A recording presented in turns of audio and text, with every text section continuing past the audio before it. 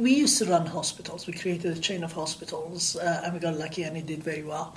But the reality is 90 to 95% of all our healthcare needs has nothing to do with hospitals. It's for simple consultations and diagnostics. And yet, you and I do that in the most arcane way possible. We make phone calls, we wait a few days, we take half a day off, we go see our doctor, so on and so forth.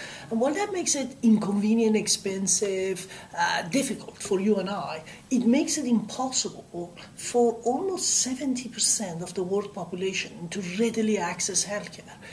And yet they all have a mobile phone in their pocket.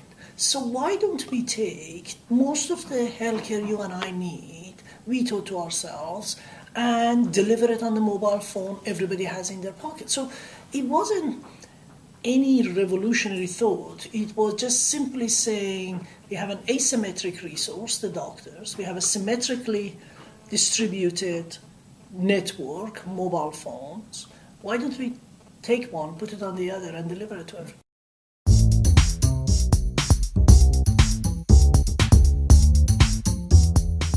I think, and maybe not, but I think most of the healthcare that has, or healthcare institutions, are often about the institution itself and about the doctors and the professionals, often.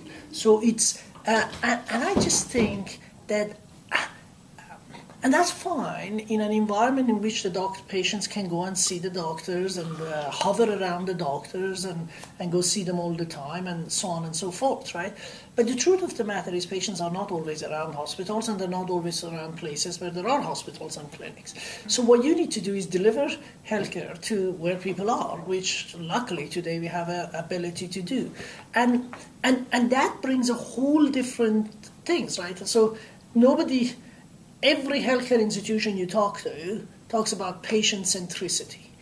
And yet, you talk to most patients, and what does the word centricity means, right? I mean, it's just a fashionable thing. I never kind of heard Apple talking about, my pocket centricity, right? They just put a phone in it that looks beautiful and I can use it. So I just think make it simple. Give it to people when they need it, wherever they are, at any time they need it. Make it incredibly affordable. And that is patient centricity. We don't need to kind of, you and I are sitting in a hotel. They don't have a patient centricity design council, right? They just they're either customer-centric, give the customers what they want, or they go out of business. And that's what we need to become in healthcare. We need to stop protecting the institutions that are all about the institution and start letting different people come up with different solutions and then see which one of these solutions is loved by the people who use them.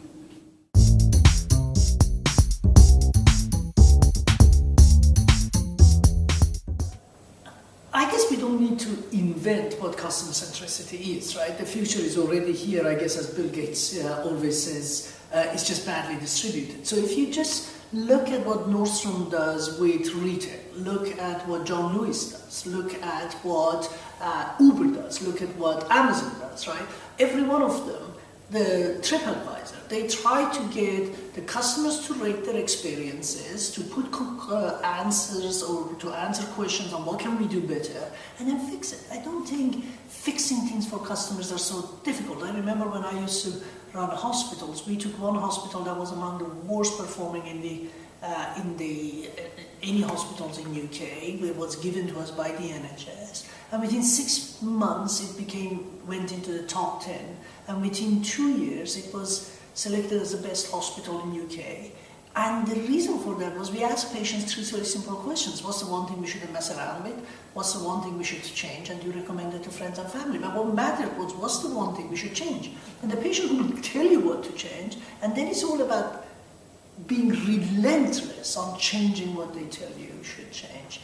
And I think what we do in Babylon is continuously ask for feedback after every consultation, as Uber does it with every driver, and ask them to help us come up with better ideas on how to run it, and people do.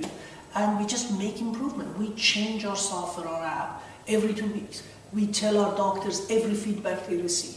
And so we're continuously improving. And eventually you get to a place where you've hopefully surprised your customers. And that's where you want to be.